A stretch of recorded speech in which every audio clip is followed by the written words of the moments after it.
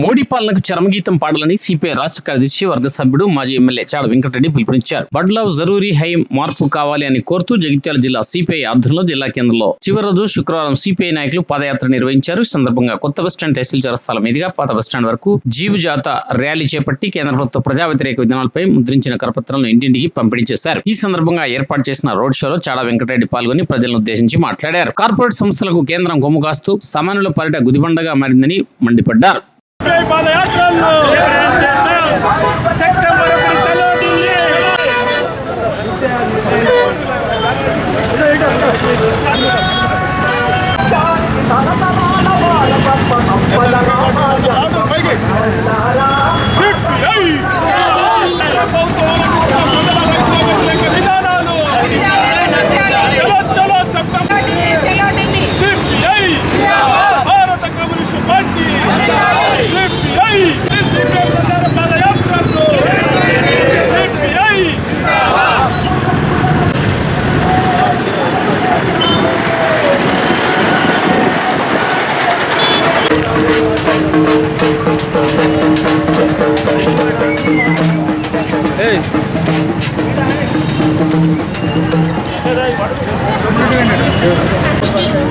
భారత communist party జాతీయ సమితి పిలుపు మేరకు మరి ఈ యొక్క తెలంగాణ ప్రజల సమస్యలు, దేశ వ్యాప్త ప్రజల సమస్యలపైన పాదయాత్రలు, ప్రచార యాత్రలు నిర్వహించుకున్నాం. ఈ సందర్భంగా జగిత్యాల జిల్లా కేంద్రానికి మరి కమ్యూనిస్ట్ పార్టీ జగిత్యాల జిల్లా ఇన్ఛార్జ్ చాడ వెంకటరెడ్డి గారు ఇచ్చేసిండ్రు. పాల్గొని సందేశం ఇవ్వాల్సిందిగా కోరుతున్నాను. దేశవ్యాప్తంగా బదలావ్ జరిగే మార్పు కావాలి, బీజేపీ ఎన్డీఏ ప్రభుత్వం పోవాలి అనే నినాదాలతో విస్తృత ప్రచారం ఆగస్టు 6 నుంచి 14 దాకా కొనసాగుతుంది. ఈ రోజుతో యాత్రలు ముగుస్తాయి. యాత్రల ప్రధాన ఉద్దేశం ఏంటంటే ఎందుకు బదలావ్ జరిగే, ఎందుకు మార్పు కావాలి అనే ప్రశ్నలకి ఇవాళ ప్రజలకు జవాబు చెప్పాల్సిన అవసరం. ప్రజలు కూడా చైతన్యం చేయడానికి యాత్రలు నిర్వహిస్తపడతాం. మోడీ అధికారులకు వచ్చినాడు చెప్పిన ఏ ఒక్క హామీ అమలు కావట్లేదు. ఆయన పూర్తిగా మరి అబద్ధాలకు విలయంగా ఆయన అబద్ధాలు ఊళ్ళోనే ప్రయాణ సాగిస్తాం. నల్ల డబ్బు తీసుకొచ్చి ప్రస్తుతానికి అది చేయలేదు. అలాగే మరి 2 కోట్ల ఉద్యోగ సంస్థలకు ఇస్తారు, అది చేయలేదు.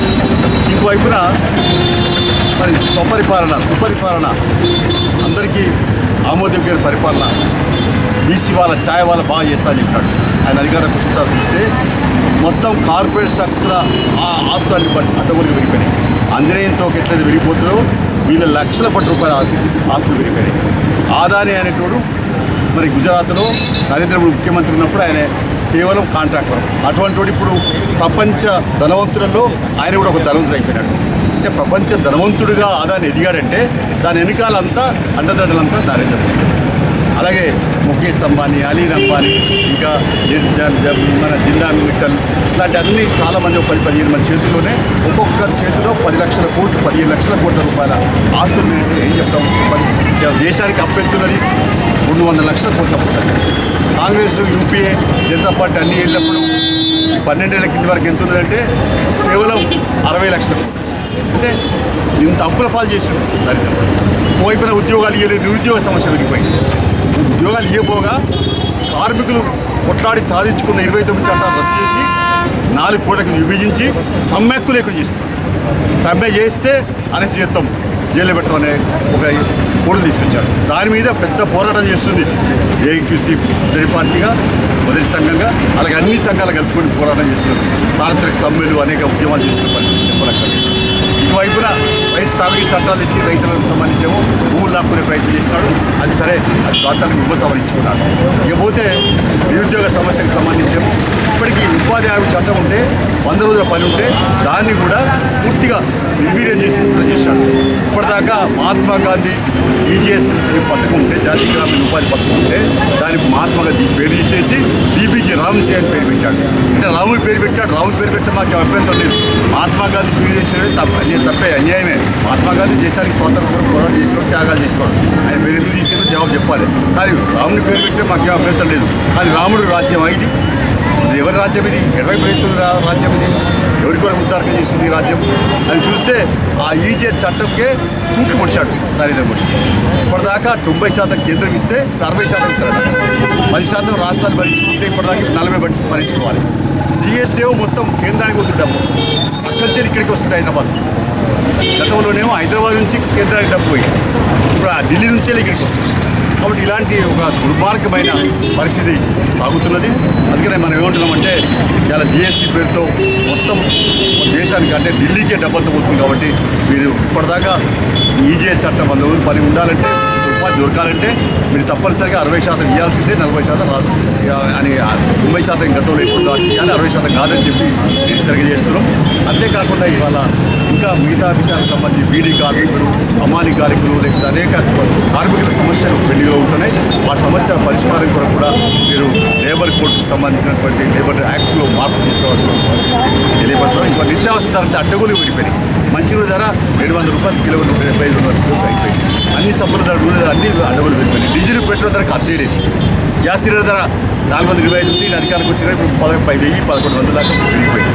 అన్ని రేట్లు పెరిగిపోయినాయి. అందుకనే మరి వాళ్ళ ప్రజల బతుకులు చిరిగిపోతున్న పరిస్థితులు, అప్పులలో కొట్టుబడిన వాళ్ళు డాక్టర్ బిఆర్ అంబేద్కర్ రచించిన రాజ్యాంగం పెట్టుకునేమో గుడ్డ నీట విద్యా వైద్య శాఖలు అందించడం, ఉపాధి అవకాశాలు కల్పించడం. ఇటువైపున ఎటువైపు పోతుంది ప్రజాస్వామ్యమా, నియంతృత్వమా? అంటే రాను రాని ఇంత ఓటక్కులు ఇప్పుడు చేస్తారని ప్రశ్నిస్తున్నాం. అందుకనే మోడీ నియంతృత్వ రాజ్యం సాగదు. ఇది ప్రజాస్వామ్య దేశం. తప్పనిసరిగా ప్రజలు తిరుగుబాటు చేస్తారు. ఇలా పార్లమెంట్లో ఇప్పటికే నీకు సంఖ్య తగ్గింది. అబ్కి బార్ 400 అంటే అబ్కి బార్ 200 పైన ఇచ్చినారు. అందుకని ఇంకా నీకు ఆట చెల్లవని చెప్పి తెలియవస్తూ రేపు సెప్టెంబర్ 1 నాడు రామ్లీలా మైదానంలో పెద్ద బహిరంగ సభ జరగబోతుంది. ఆ రామ్లీలా మైదానంలో జరిగే బహిరంగ సభలో భవిష్యత్తు కార్యాచరణను సిపిఐ ప్రకటిస్తుంది. కలిసి వచ్చే రాజకీయ పార్టీలు, ఇండియా కూడా లాంటి వాళ్ళని కలుపుకొని ఈ భారతదేశంలో మహా ఉద్యమం, పెద్ద ఉద్యమాన్ని తీసుకురావడానికి శ్రీకారం చుట్టడానికి ఎక్కడికక్కడికి ఏర్పాటు జరుగుతున్నాయని చెప్పి తెలియపరుస్తున్నా. ఏదైనా మరి బదలావు జరూర్ హై, మార్పు అయితే కావాలని చెప్పి సిపిఐ పోరాడుతుంది. దానికి అన్ని కలిసి వచ్చే శక్తితో కలిసి ఉద్యమిస్తుందని తెలియపరుస్తుంది.